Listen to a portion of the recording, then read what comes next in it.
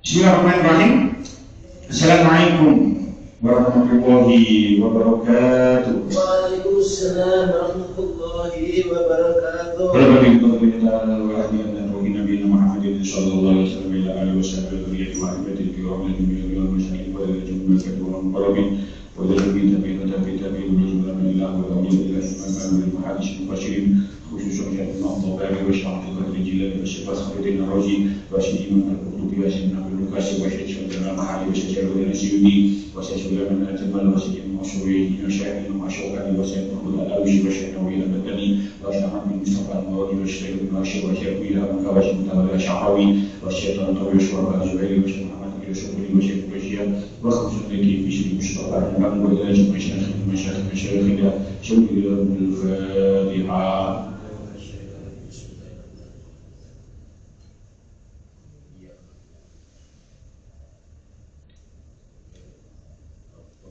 Bismillahirrahmanirrahim. Kita lanjutkan surah Al-Baqarah asik dengan ayat kalian bersuara dosa bangsa. Qala Allah Ta'ala fil Qur'anil Karim. A'udzu billahi minasyaitonir rajim. Bismillahirrahmanirrahim. Ar-rasulu bima unzila ilayhi min rabbih wal mu'minun kullun amana billahi wa malaikatihi wa kutubihi wa rusulihi la nufarriqu baina ahadin min rusulihi wa qalu sami'na wa ata'na ghufranaka rabbana wa ilaikal masir. Amanah benerakan sapa rasul utusan bima kalawan barang silakan tenturunaken besirna ilahi marang rasul mir rabbi saking pangerane rasul wal mukminuna lan pira-pira wong mukmin utawi camene rasul lan mukminun iku amanah imanaken sapa sing kulun billahi ing Allah Ta'ala malaikat hilang pira-pira malaikat Allah wa kutubi lan pira-pira kitab Allah wa rusuli lan pira-pira utusan Allah. Lan farid orang beda-beda akan sapa ingsun baina ahadin antarane wong suci min rusuli saking pira-pira utusan Allah. Wa qalu lan ngendika sapa rasul sami'na bi'um kula wa ta'ala lan ngabukti kula gufrana kami pun kula ing prapura panjenengan Rabbana guru pengiran kula wa ilaika lan datang panjenengan al-masyuru tawing gon bali. Kita wasyarikum kalian sepuluh besokan sama. Nabi Muhammad sallallahu alaihi wasallam menerakan kitab Quran kang diturunaken marang panjenengani lan uga wong mukmin. Kabeh mau padha ngimanaken wujude Allah Ta'ala lan malaikate Allah, kitab-kitab suci saking Allah lan utusan-utusan Allah. Kabeh padha muni ingsun kabeh orang beda-bedaaken antaraning para rasul. kabeh padha muni ingsun kabeh krungu lan nrimo perintah-perintah Allah lan ingsun kabeh padha taat. Kawula sedaya nyuwun pangapura dhuwur Gusti Allah kang dhateng panjenengan piyambak wangsul kula sedaya. Amanah Rasul telah beriman bima dengan sesuatu unzila yang diturunkan ilaihi kepadanya min Rabbih dari sisi Tuhannya. Wal mu'minuna demikian juga orang-orang yang beriman. Semuanya Rasul dan orang-orang yang mukmin itu amanah iman billahi kepada Allah, malaikat dan malaikat-malaikat Allah, kutubi dan kitab-kitabnya Allah, wa rusuli dan utusan-utusan Allah. La nufarriqu baina ahadin min rusuli. Kami tidak membeda-bedakan antara seorang pun dengan yang lain dari rasul-rasulnya. Wa qalu dan mereka berkata sami'na wa ata'na. Kami mendengar dan kami taat. Ghufranaka rabbana wa ilaikal masir. Mereka berdoa, alhamdulillah kami ya Rabb kami dan kepada Engkaulah tempat kami kembali. Kita ini sangat membahas ayat ini. Kalau dari ini bahwasanya dua ayat terakhir penutup Al-Baqarah ini begitu istimewa, mempunyai keutamaan yang sangat banyak sehingga ini sampun kalau cerita fadilah sampai koyok ya nopo sampai mulai minggu ini wiritan maghrib wiritan subuh ditambahin sampai dua ayat terakhir surah Al-Baqarah. Betul nopo wiritannya terus domongan betul nopo. Dia wiritan ketika dulu ngasih ayat kursi mantu niku ngawasan ayat kursi ternyata ada fadilah yang begitu agung ketika habis sholat maca ayat kursi terus kita tambahi ayat kursi. Ini kita ngaji surah Al-Baqarah ayat 225 ini kita tahu hadis-hadisnya sahih juga betapa banyak keutamaan ini yang kita lampaui mulai minggu ini. Ini sebagai wujud supaya kita mempunyai ilmu yang manfaat. Ilmu yang manfaat itu yang mana kita memperoleh ilmu terus diapalkan. Ini bagian dari agar kita mendapatkan ilmu yang manfaat. Ini sampun diterangkan lek bengi maca dua ayat terakhir surah Al-Baqarah. Nah, kita ngawas ini sampun hampir 5 tahun. Tahun ini kalau pada sukan dari jelas bulan besar lek ningali hijriah ini sampun 5 tahun sebenarnya. Terus karena kita ngaji ini sampai 5 tahun, Al-Fatihah sampai sini pun mendekati penutup Al-Baqarah. Itu kalau kita amati, kita resapi, ternyata pembukaan Al-Baqarah, kalau penutup Al-Baqarah ini mempunyai makna yang serasi. Dengan bayangkan di betapa banyak makna yang serasi antara pembukaan surah Al-Baqarah dengan penutup Al-Baqarah. Dan pembukaan Al-Baqarah Allah menerangkan tentang ciri-ciri orang yang beriman. Ciri-ciri orang yang beriman, wong sing iman itu wong sing percaya marang kitab yang mana tidak ada keraguan sedikit pun di dalam kitab ini. Kan dari penutup ayat ini juga seperti itu, orang-orang yang beriman itu iman kepada billahi wa malaikatihi wa kutubihi wa rusulihi sama. Jadi pembukaan ayat surah Al-Baqarah ini pembukaannya itu menerangkan tentang orang yang beriman. Begitu juga bagian penutup ini. Penutup ini juga membahas orang yang beriman.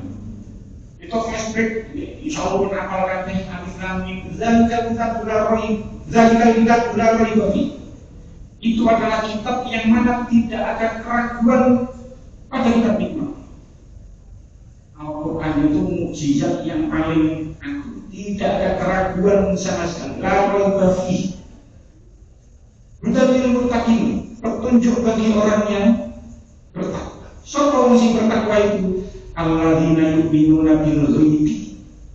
Wong-wong sing iman marang sing gaib. Apa sing gaib itu? Kuat banyak yang gaib. Di malaikat ini termasuk sesuatu yang Goib. Memiliki dikatakan wa malaikatihi. Kutubi baru suri, kitab-kitab sini, Zabur, Taurat, Injil itu sesuatu yang kita tidak tahu, tapi kita iman. Alladzina yu'minuna bil ghaibi wa yuqimuna sholata. Menegakkan sholat itu kalau kita preteri itu menggunakan makna, menggunakan fi'il mudhari yang mana maknanya itu terus menerus. Wa yuqimuna sholata wa mimma razaqnahum yunfiqun, dan menginfakkan sebagian rezeki yang kami berikan kepada mereka. Belum ayat ini kita membahas tentang masalah sedekah. Sebelum ayat ini beberapa pertemuan yang lalu itu kita membahas ayat tentang sedekah, tentang infak di jalan Allah. Jadi ayat ini mirip maknanya serasi kalau bukan. Iman goib dan kita bulan 2000 dari mutakin ala ini lebih lebih sholat dan memang yunfiqun walladzina yu'minuna bima unzila ilaika wa ma unzila min qablik. Dan mereka beriman kepada Al-Qur'an yang diturunkan kepada Muhammad. Orang-orang yang beriman itu iman marang Al-Qur'an yang diturunkan kepada Nabi Muhammad dan iman kepada kitab yang diturunkan sebelum engkau. Wabil akhirati hum yuqinun, dan mereka iman kepada akhirat. Ulaika ala hudan min rabbihim wa ulaika humul muflihun. Mereka itulah yang mendapatkan petunjuk dari Tuhannya, dan mereka itulah orang-orang yang beruntung. Jadi pembukaan Al-Baqarah dan penutup Al-Baqarah ini mempunyai makna yang serasi, yang sama, kurang lebihnya sama, membahas tentang orang-orang yang beriman. Dalam kitab Tafsir Ibnu Katsir ini diterangkan ketika menjelaskan amanah Rasul bima unzila ilaihi rabbi al-ikhbarun 'an Nabi sallallahu alaihi wasallam. Jadi ayat ini mengkhabarkan tentang Kanjeng Nabi Muhammad. Ayat ini mengkhabarkan tentang Kanjeng Nabi Muhammad. Kanjeng Nabi Muhammad itu wis iman. Imannya sempurna, mungkin insyaallah terangkan. Jadi ayat ini mengkhabarkan tentang Kanjeng Nabi Muhammad. Ketika ayat ini turun, ini tersi Imam Tafsir Ibnu Katsir dikatakan qala Ibnu Jarir haddatsana Bishr haddatsana Yazid haddatsana Sa'id an Qatadah dari Qatadah. Langsung potong maknanya. Kalau Qatadah berkata, "Dzukira lana anna Rasulullah sallallahu alaihi wasallam qala lamma nazalat hadhihi al-ayah wa yahibbu lahu an yu'min." Ketika kanjeng Nabi ini mengatur, ketika kanjeng Nabi ayat ini turun, ketika kanjeng Nabi ayat ini turun pada para kanjeng Nabi, lamma nazalat hadhihi al-ayah, kanjeng Nabi ini mengatur wa yahibbu lahu an yu'min, dan sudah seharusnya baginya beriman. Maksudnya di kanjeng Nabi diambil. Sudah pastinya kanjeng Nabi itu beriman. Nah, iman di kanjeng Nabi itu sing paling sempurna, pasti. Semuanya beriman. Jadi sahabat-sahabat beriman, tapi gak ono sing iman ini nyalahno imani kanjeng Nabi. Itu sudah pasti, itu sudah mutlak. Kita beriman tapi gak ono apa-apane sebagai kanjeng Nabi. Ojo mana yang Nabi dibanding no para wali maupun boten apa-apa. Kanjeng Nabi dibanding no kali sahabat Abu Bakar jauh lebih unggul kanjeng Nabi. Walaupun Sayyidina Abu Bakar itu iman juga kepada kanjeng Nabi, tapi dibanding no kali kanjeng Nabi, itu kanjeng Nabi itu paling sempurna imannya. Sebab nopo kanjeng Nabi itu saking mantap ini. Belum kanjeng Nabi diangkat dados Rasul, niku kanjeng Nabi niku sering tiba-tiba kanjeng Nabi itu seneng menyepi, khalwah, seneng menyendiri. Terus sebelum kanjeng Nabi diparingi wahyu melalui malaikat Jibril, sebelum kanjeng Nabi niku keparingan malaikat Jibril, diceritakan 6 bulan sebelum itu kanjeng Nabi ini sering tiba-tiba suka menyendiri. Hadisnya sahih. Dan sahih Bukhari kalau tinggal dengan hadis nomor 3. Dan itu diriwayat hadis riwayat Sayyidah Aisyah. Aisyah ummul mukminin qala awal ma budiya bi Rasulullah sallallahu alaihi wasallam min al-wahyi ar-ru'ya as-salihatu fi an-nawmi. artinya sore. Permulaan Kanjeng Nabi itu wahyu datang pada Kanjeng Nabi itu melalui mimpi yang benar dalam tidur. Awal saderenge Kanjeng Nabi diturunkan wahyu, angsal wahyu. Itu Kanjeng Nabi itu sering mendapatkan mimpi dalam tidur. Jadi kita ini saja nih, jangan sepelekan mimpi. Ya, sebab wahyu-wahyu itu juga mimpi kadang-kadang lahir lewat mimpi. Kadang-kadang lahir lewat mimpi. Jadi sing paling sore Nabi Ibrahim mimpi dikengken belek. Itu kan wahyu dari Allah melalui mimpi. Jadi ya jangan sepelekan mimpi. Ya mungkin kita mimpi nopo ini sudah mendapatkan isyarat. Tapi ojo dikebiak-biak kalau mimpi ini mesti wah mari mimpi ini kok tetap ini jangan dikebiak-biak juga. Ya tentu ada beberapa faktor yang mana mimpi itu satu ditafsiri, ono sing enggak. Salah satunya lek paling boten kabeh turu duwe wudu terus lunga wiritan terus bar turu terus ternyata mimpi itu patut untuk ditafsiri, bisa ditafsiri. Sholat istiqoroh, mari ngono wudu turu marno ngipi, mungkin itu jawaban dari istiqoroh atau Gusti Allah. Bisa saja seperti itu. Jadi jangan sepelekan mimpi. Sebab Kanjeng Nabi itu awal mula sebelum beliau mendapatkan wahyu itu Kanjeng Nabi itu sering didengar mimpi dalam tidurnya. Maka la yara ru'ya illa ja'at biswara biswari. Hadisnya sahih. Dan tidaklah beliau bermimpi kecuali mimpi itu datang seperti cahaya subuh. Bayangkan ya saat ini padangnya jin, padangnya kaya ngeten dari lampu poin itu pun nang dinding pemerintah. Tapi bayangkan ribuan tahun yang lalu dari lampu dari enten listrik, cahaya subuh itu begitu keras. Summa hubbiba ilaihi al-khalaq. Terus tiba-tiba Kanjeng Nabi itu disenang dengan menyendiri. 6 bulan sebelum Kanjeng Nabi mendapatkan wahyu itu Kanjeng Nabi itu tiba-tiba senang menyendiri. Wa kana yahlu bi ra'i. Terus akhirnya Kanjeng Nabi itu menyendiri tenggone gua Hira. Dengan senada haji, dengan senada umroh, mungkin pernah dilewatkan ambek mutawifi di pulau kota gua Hira kan gunung. Mungkin ono sing wis tahu menjero. Itu betapa sempitnya lokasi Gua Hira itu. Niku Kanjeng Nabi usia 40 kurang karena 6 bulan sebelumnya. Niku sering naik turun ke Gua Hira. Lokasinya berada di atas gunung. Nah, fayatahassu fihi wa huwa at-ta'budu al-ayam zawat al-adad. Kemudian Kanjeng Nabi ini beribadah di dalam Gua Hira itu selama beberapa malam. Qabla an yanzi'a ila ahlihi wa yatazawwaju li dzalik. Sebelum Kanjeng Nabi kentekan bekal, Kanjeng Nabi itu kan mripuriyen engko wis kentekan bekale entas sumaya syikil Khadijah. Kemudian balik dengan Sayyidah Khadijah. Ya kan? Kanjeng Nabi ketika itu anggap umur 40, Sayyidah Khadijah sudah umur 55. Nabi mensimpahkan umur selangkung, Sayyidah Khadijah umur 40. Berarti ketika Kanjeng Nabi menerima wahyu atau sebelum menerima wahyu, ketika Kanjeng Nabi sering ke Gua Hira, itu Kanjeng Nabi umur sekawan doso, mendekati sekawan doso, sementara Sayyidah Khadijah umur 55.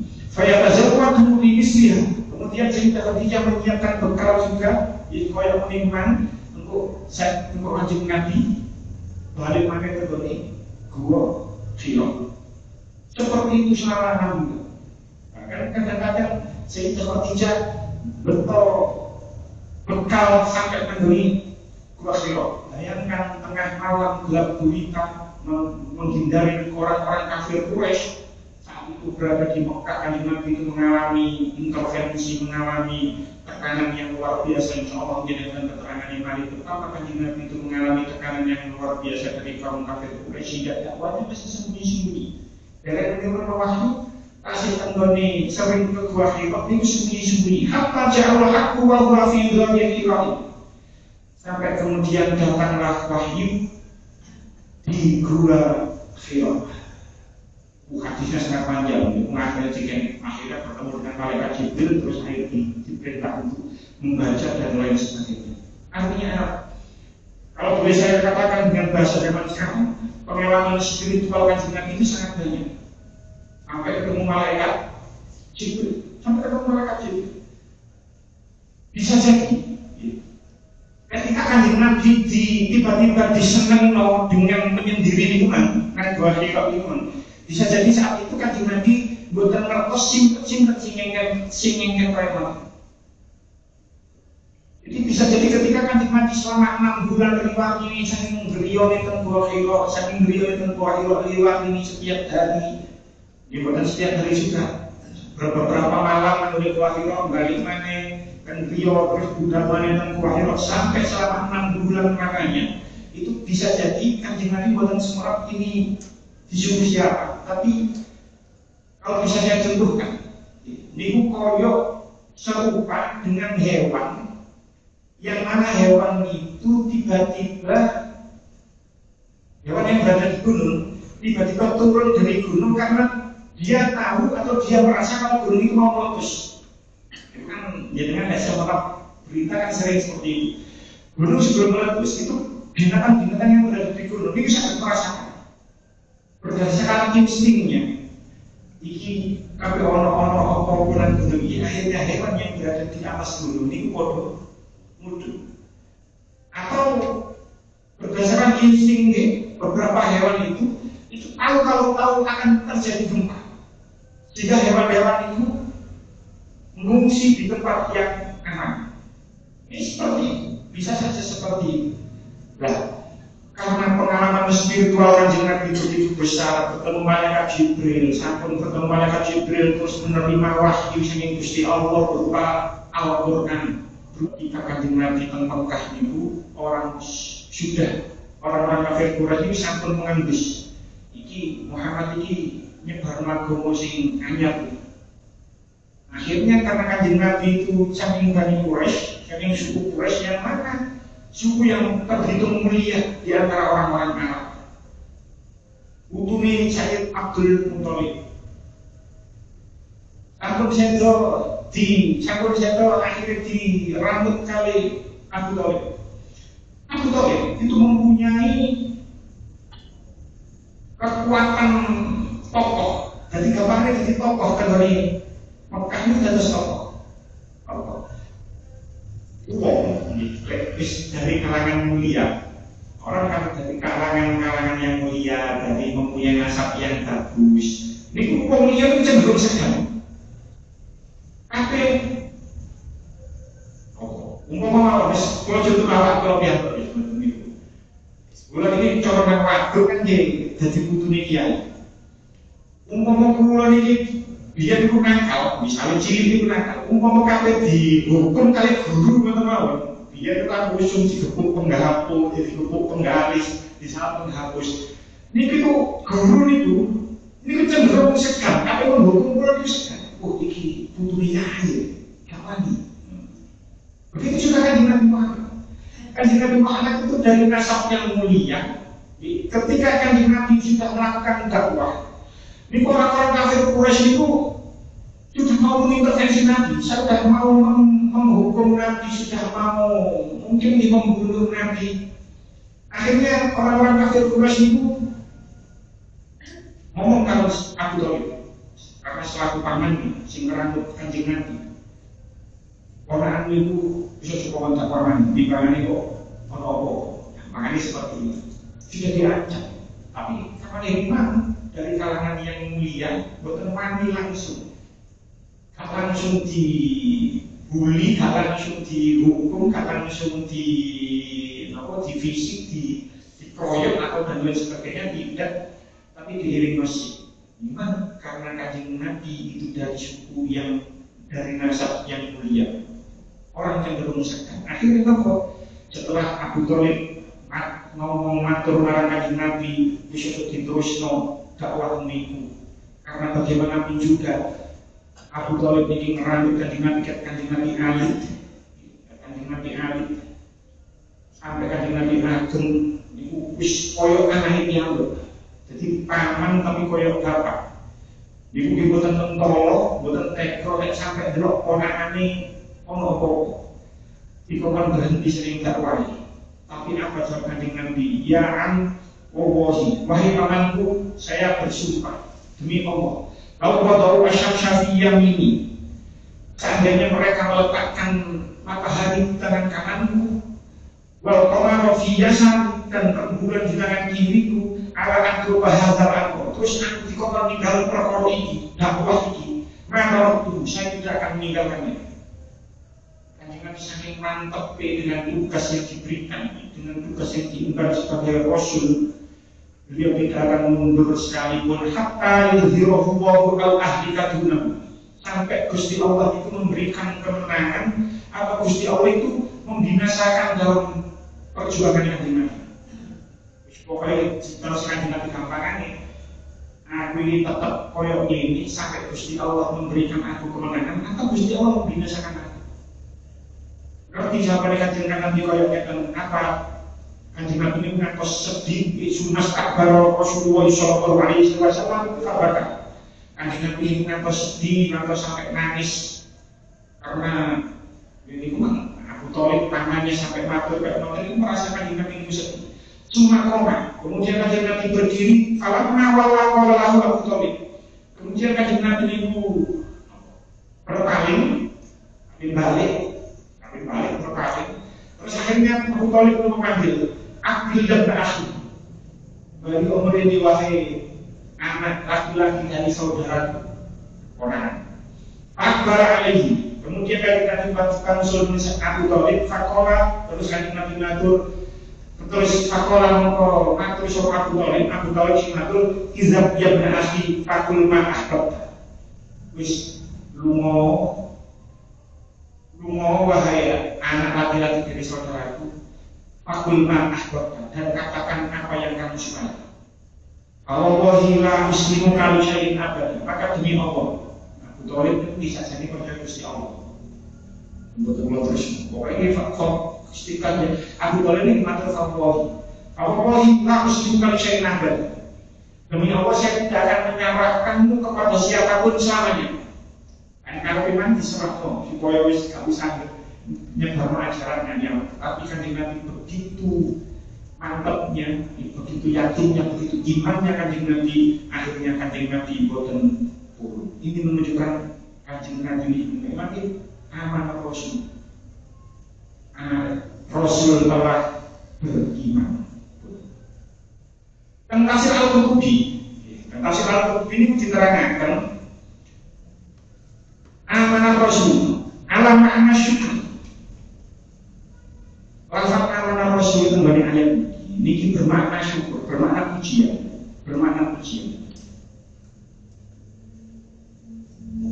Ahmad ini sampai membahas, kita sudah membahas di pertemuan terakhir bahwasanya ada salah satu pendapat yang mana ayat ini turun ketika Kanjeng Nabi Mi'raj. Kemarin kan kita bahas seperti itu. Ayat ini turun ketika Kanjeng Nabi Mi'raj. Bahkan dikatakan semua wahyu, semua ayat Al-Quran itu turun melalui malaikat Jibril, kecuali dua ayat ini. Dua ayat ini diterima langsung oleh Kanjeng Nabi sering Gusti Allah ketika Kanjeng Nabi melakukan perjalanan Isra Mi'raj. Kalau kita mengambil pendapat yang ini, karena memang ada beberapa pendapat ini sambil kita bahas. Ayat ini dimulai dengan amanah Rasul, tidak aman tak. Padahal Nabi ada di hadapannya. Kanjeng Nabi didhawuhi kalau Gusti Allah tidak aman tak iman sapa sira, tapi amanah Rasul. Rasul telah beriman, bukan aman tak kamu telah beriman tidak. Ini mengandung makna pujian. Bukan disebut aman, tapi amanah Rasul itu adalah sebuah pujian. Oleh bahasa Jawa atau bahasa Indonesia itu ada perbedaan memang. Ketika bahasa Jawa, mungkin ketika ngomong kalau konco ini wis wakrab, orang ngomong apa? Lek rada gak akrab, apa ngomong apa? Lek rada dihormati sampai kan ngomong apa? Lek sangat dihormati dengan mau atur apa? Ada perbedaan antara bahasa Arab atau bahasa Inggris itu benar. Menghadapi siapa saja, yo anta. Bahasa Inggris yo you. Bahasa Indonesia sampai bahasa Jawa kan boten. Yo bisa kamu, engkau, anda, bisa dengan apa yang apa. Tapi bahasa Arab anta yo anta. Kalau kan mesti dihalus oleh anta itu nopo. Bahasa Inggris itu ya nonton. Nah, ayat ini kalau kita mengambil pendapat kalau Kanjeng Nabi ini wali kota Surabaya Eri Cahyadi mengumpulkan semua camat-camat yang ada di kota Surabaya dikumpulkan. Terus kalau camat rumput anggapan camat rumput jenenge Zaid mawon. Anggapan camat rumput jenenge Zaid. Ketika Pak Wali Kota Eri Cahyadi ngomong marang camat rumput sing jenenge Zaid gimana? Pak Zaid, gimana perkembangan jukir di Indomaret Alfamart sekitar sampean? Ya ini kan lagi viral juru parkir dengan Indomaret karo Alfamart itu sampai orang sing disegel barang itu. Bagaimana Pak Zaid? Sudah bisa diatasi, sudah bisa diselesaikan.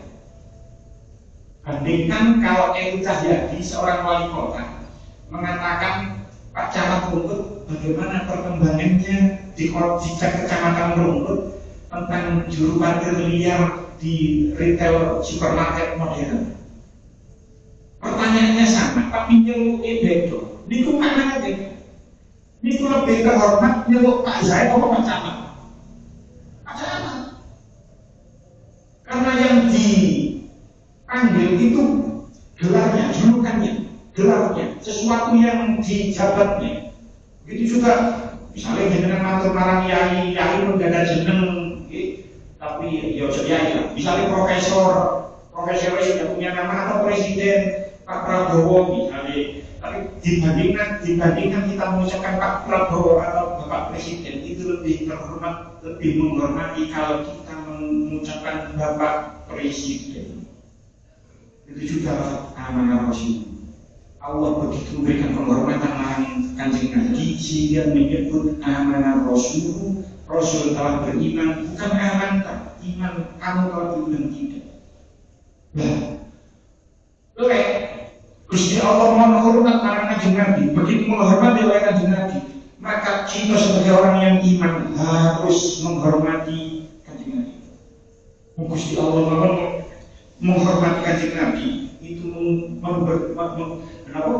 melafalkan lafaz amanah Rasul tidak aman tak.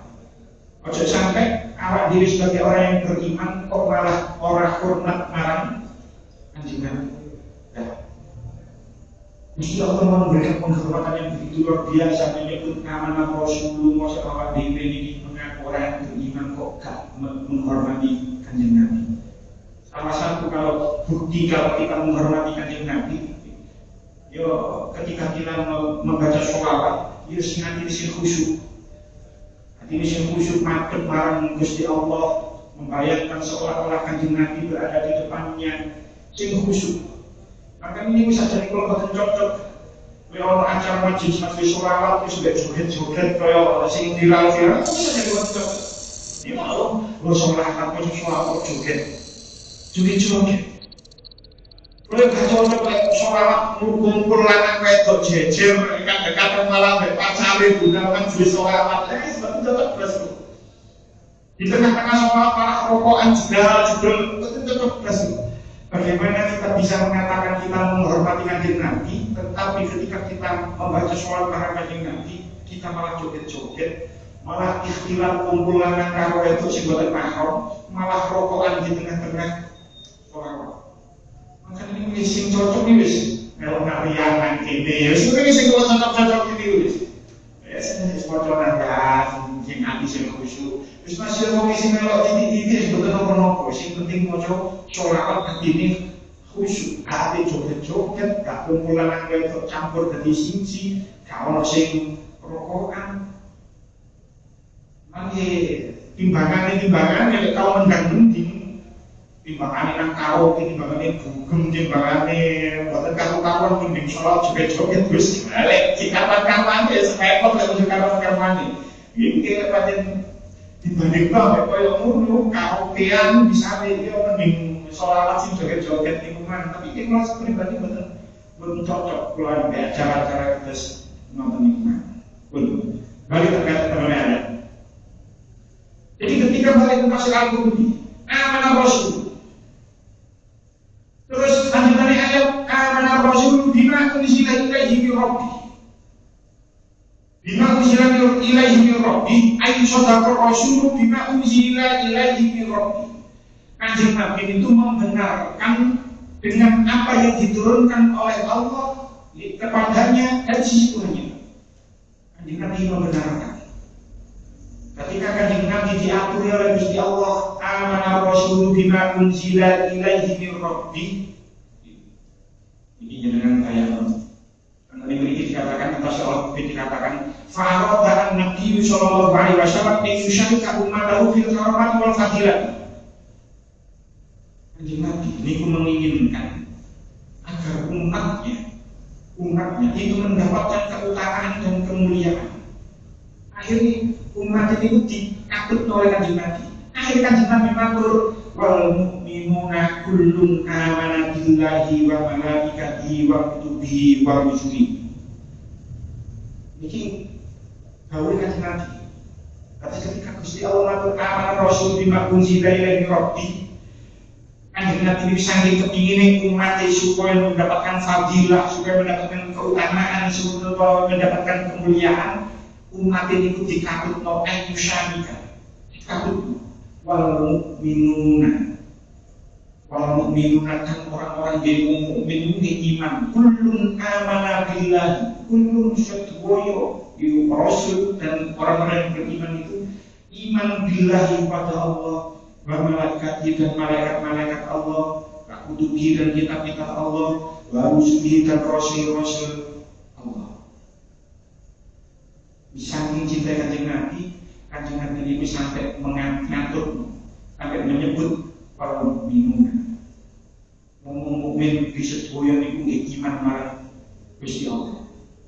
Wong sing iman marang Allah, wong sing iman marang Allah niku iman marang Gusti Allah niku esa. Gusti Allah itu tunggal, ahadun, wahidun, fardun, somatun. Tidak bergantung pada sesuatu selain Allah, tidak bergantung pada sesuatu yang lain. Tidak ada Tuhan selain Allah. Orang yang beriman pasti mengimani, pasti meyakini kalau Allah itu esa. Beda kalau wong Yahudi, beda kalau wong Nasrani. Wong Yahudi menganggap Gusti Allah itu duwe anak jenenge Uzair, orang Nasrani menganggap Gusti Allah itu mempunyai anak Isa, Yesus. Jadi orang iman itu tauhid, mengimani Gusti Allah itu esa. Amanah billah, kullun amanah billahi wa malaikatihi. Wong iman itu ya iman marang malaikat. Semua malaikat itu kelahiran baik. Kula kali panjenengan makanya kula maca ini itu ada persamaan makna dengan pembukaan Al-Baqarah. Alladzina yu'minuna bil ghaibi. Orang-orang yang beriman pada gaib. Ini dikatakan kullun amana billahi wa malaikatihi. Malaikat itu gaib. Kalau kalian menjadikan gak ngerti malaikat itu apa, ya gak bisa dibuktikan kalau malaikat itu apa. Ayo, orang bisa membuktikan kalau malaikat itu ada. Gak bisa. Tapi karena Gusti Allah matur oleh malaikat itu ono muasur jadi malaikat, kanjeng Nabi dimatur kados ngaten. Kula kan panjenengan iman. Iman tanpa bukti, iman tanpa bukti apapun. Maksudnya bukti sing bersifat indrawi, bukti sing bersifat indrawi, boten saged ditingali kali meripat, boten saged dirasakno nek nyekel, boten saged dinapak dirasakno kali anggu, tidak bisa dibuktikan secara indrawi. Malaikat itu kula kali panjenengan yakin nek malaikat itu ono malaikat sing bertugas menyampaikan wahyu. Kita tidak tahu malaikatnya bentuknya bagaimana, tapi kita yakin kalau malaikat yang menyampaikan wahyu itu bernama Jibril. Kita meyakini kalau ada malaikat yang bertugas membagi rezeki. Kalau panjenengan mboten separah malaikat yang bentuke malaikat itu mang, tapi kita tahu kalau malaikat itu bernama Mikail. Kalau panjenengan roh yang dino wong mati, ono malaikat sing bertugas mencabut nyawa. Kula kan panjenengan gak ngerti malaikat, tapi kula kan panjenengan roh iku jenenge malaikat Israil. Kula kan panjenengan yakin nek dina kiamat iki bakal teko. Itu sesuatu yang goib. Kiamat itu pasti datang. Itu kita tidak tahu kapan. Itu sesuatu yang goib, tapi kita yakin kalau kiamat itu nanti akan datang. Terus ono malaikat sing bertugas meniup sangkakala, yaitu malaikat Israil. Malaikat Israil itu Pak, diciptakan sampai saat ini dulu bertugas sama sekali. Dulu bertugas sama sekali malaikat Israil itu. Jadi dia diciptakan. Dan malaikat yang kan bertugas sekali. Malaikat Jibril bertugas, malaikat Mikail bertugas, Israil, pemain Israil, apa bertugas kawan di dalam Israil ini, misalnya dunia. Malaikat Israil ini bukan diciptakan sampai saat ini. Guru nggak bertugas sama sekali. Saung kaya manusia tadi bentuknya, itu siapkan untuk malaikat Israil itu. Asal kalau perintah toh, diceritakan malaikat Israil itu selalu melihat awas. Kalau perintah itu cepur wis asal disebut dan begitu ini malaikat Israil itu dan bertugas sama sekali. Dan kita ya tahu kalau 4 malaikat ini adalah gambaran komandan. Komandannya malaikat yang rapat ini, Jibril, Mikail, Israil ini 4 komandan malaikat. Dan kita tahu ono nanggung kubur, si bagian ngakoni muka nakir, kita tahu si bagian mencatat amal kebaikan keburukan. Kita tahu semuanya. Kita benar semerap bentuknya malaikat yang nopo, tapi kita ingin marah malaikat. Tanpa kecuali. Itu kan orang Yahudi. Orang Yahudi ini memusuhi malaikat Jibril. Orang Yahudi memusuhi malaikat Jibril. Ketika malaikat Jibril menurunkan bertugas menyampaikan wahyu kepada Nabi Muhammad. Itu Al-Quran itu sih menyampaikan itu melalui perantara malaikat Jibril. Ketika orang-orang Yahudi itu tahu, ini tak masuk Al-Quran, tapi malaikat Jibril. Orang Yahudi gak gelem. Kalau saya membawa sing ngekei wahyu Mikail, aku belum iman. Jadi orang-orang Yahudi itu memusuhi malaikat Jibril. Betul tak bukan sing dimusuhi itu malaikat Jibril. Orang-orang Yahudi ini. Nah, kita itu iman marah semua malaikat. Rasulullah aja waktu di dan kitab-kitabnya. Kitab-kitab Allah kita yakin, kita iman sebenarnya. Kalau kita bisa kalau kita Taurat, kalau kita Injil, ono suhuf Ibrahim, suhuf Musa, ada suhuf Nabi Syed, Nabi yang lain. Itu kita iman. Walaupun kita meyakini kalau yang ada sekarang itu sudah kita aslikan. Tapi kita iman dia itu nabi-nabi itu anak sing diparingi suhuf, ono sing diparingi kitab. Kita mengimani kalau ono kitab Zabur, ono kitab Taurat, ono kitab Injil, kita mengimani itu semua. Waktu itu bihi wa rusuli dan rasul-rasul. Kita meyakini semua rasul. Sing kita yakin, sing kita wajib ngerti namun sekali. Ada rasul yang sangat banyak. Diceritakan ada 313 jumlah rasul.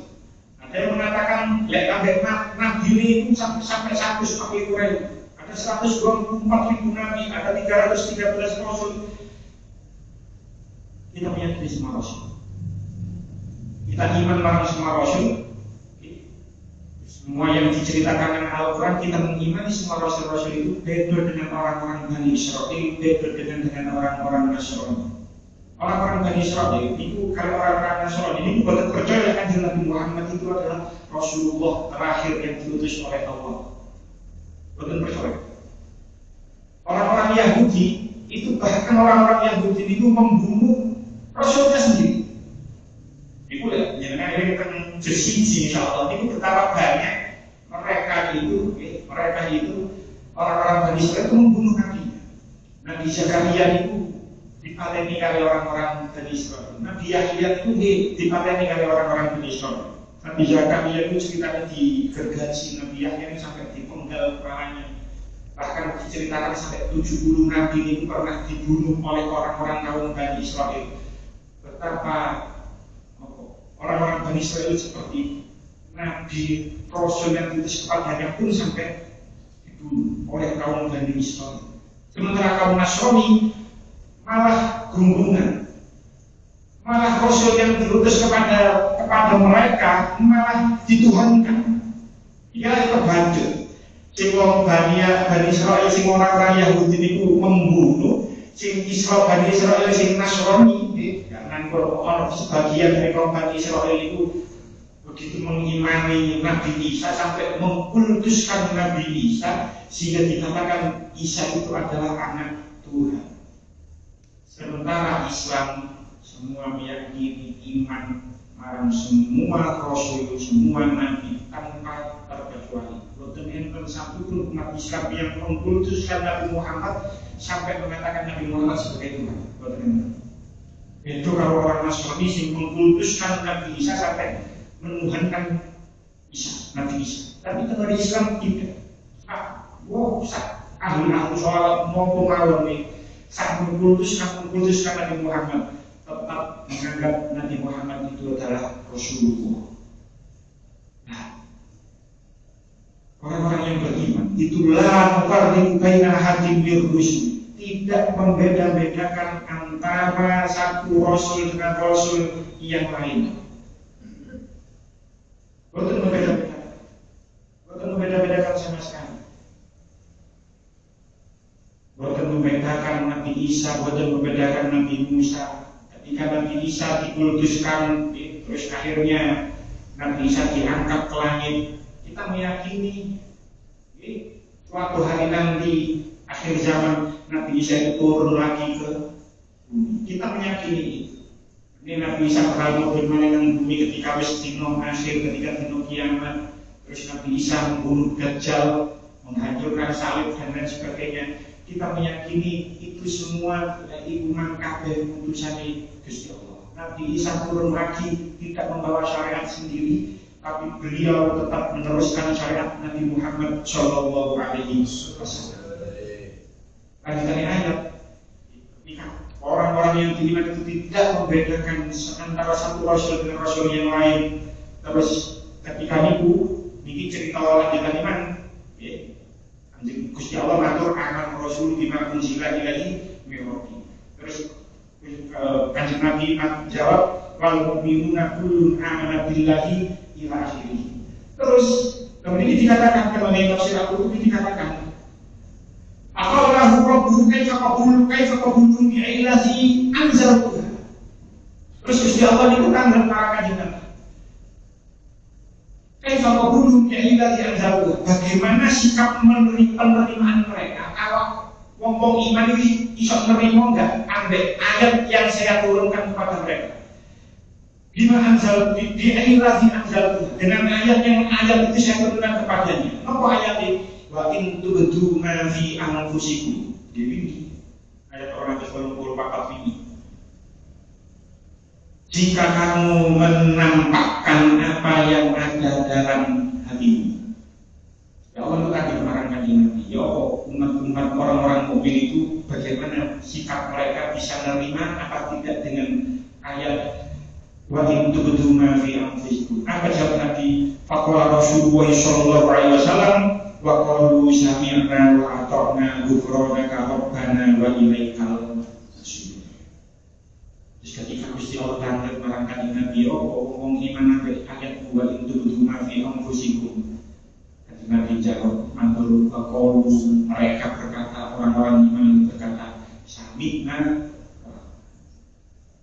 Sami'na kami mendengar, wa ata'na dan kami taat. Lewat ayat ini kita mengambil kesimpulan, kita mengambil sebuah pelajaran. Apapun perintah Allah, apapun larangan Allah, kita harus sami'na wa ata'na. Kadang-kadang kita tidak tahu apa hikmah di balik perintah Allah atau di balik larangan Allah. Kita tidak tahu. Di perintah sholat, dia sami'na wa ata'na, sholat atau mau. Diperintah poso, di poso, Ramadan poso, di poso Ramadan, di sami'na wa ata'na. Diperintah zakat, di zakat, diperintah haji, di haji. Walaupun kita tidak tahu apa hikmahnya, tapi ilmu semakin berkembang, ilmu semakin modern. Orang-orang yang meneliti gerakan sholat, bagaimana rukuk, bagaimana sujud, itu menciptakan simulasi otak, stimulasi otak tentunya kepala kita itu bekerja sedemikian rupa. Diteliti ternyata sholat itu gerakan-gerakannya sangat menyehatkan. Ini kan akhir-akhir saja orang meneliti seperti dia di bawah poso terbitnya fajar sampai tenggelamnya matahari. Ternyata setelah diteliti ternyata puasa itu ternyata menyehatkan. Ternyata puasa itu menyehatkan. Sebenarnya dia perlu kayak makan. Itu baru ditemukan hikmahnya sekarang. Biar jarang ditemukan Yesus tetap iman walaupun apapun perintahnya, apapun perintah, apapun larangannya. Selama itu sudah diperintahkan oleh Allah, selama itu sudah dilarang oleh Allah, maka kita sebagai orang yang beriman harus mengucapkan sami'na wa ata'na. Ojo, wah lo gak hikmah mau gak alasan wis gak lakoni. Kita sudah dilarang memakan bangkai, kita dilarang memakan darah, kita dilarang minum khamr, kita dilarang makan daging babi. Itu tidak bisa ditanya apa hikmahnya. Walaupun akhirnya tahu. Ilmu kedokteran membuktikan darah itu mengandung banyak bakteri, bangkai juga mengandung banyak bakteri. Nanti kalau dimakan nanti bisa menyebabkan sakit, organ tubuh menjadi rusak dan lain sebagainya. Walaupun orang sebenarnya tahu babi ini kan, ketika babi itu dilarang, orang kedokteran awal-awal masa-masa kedokteran itu kan diarani daging itu mengandung mengandung cacing hitam. Cacing hitam yang mana nanti menyebabkan kerusakan organ atau gak sehat mengenai awak. Tapi kalau babi itu diternak secara higienis dengan peralatan modern, cacing pita yang bisa dibersihkan, apakah lantas menjadi daging babi itu haram? Kan tidak. Apakah lantas daging babi itu harus halal? Kan tetap haram. Jadi apapun perintah atau larangan Allah, sengaja kita tidak mengetahui hikmahnya, kita harus bersikap sami'na wa ata'na. Kadang-kadang atau bahkan mungkin seringkali kita itu kepleset. Ini kadang-kadang kita itu tidak menjalankan apa perintah Allah. Kadang-kadang mungkin kita itu malah menjalani apa yang dilarang oleh Allah. Kadang-kadang kepleset. Atau mungkin seringkali kita kepleset dari kepleset. Jadi kepleset banyak konten. Kita jangan lupa untuk selalu minta ampun kepada Allah. Ghufranaka Rabbana wa ilaikal masir. Ampunilah kami, ghufranaka, ampunilah kami, Rabbana wahai Tuhan kami, wa ilaikal masir, dan kepada Engkaulah tempat kami kembali. Mungkin awal ini sering kepleset. Ini bukan buatan melampaui perintah Allah, malah menjalankan larangan Allah. Maka dari itu kita jangan pernah henti untuk meminta ampun pada Allah. Lanjutan ayat, lanjutan cerita insya Allah diteruskan minggu selanjutnya. Ayat terakhir. Mungkin kita atas keterangan manfaat. Bismillahirrahmanirrahim. Muhammad Masya Allah. Alhamdulillahirabbil alamin. Allahumma ja'alna wa auladana wa dhurriyyatana min ahli dunya wal khair. La taj'al min ahli syarril khair. Allahumma ja'alna iyyahu min ibadika sholihin. Allahumma ja'alna wa iyyahu min ibadika sholihin. Allahumma ja'alna wa iyyahu min ibadika sholihin. Rabbana atina fid dunya hasanah wa fil akhirati hasanah wa qina adzabannar. Assalamu alaikum warahmatullahi wabarakatuh. Assalamualaikum warahmatullahi wabarakatuh.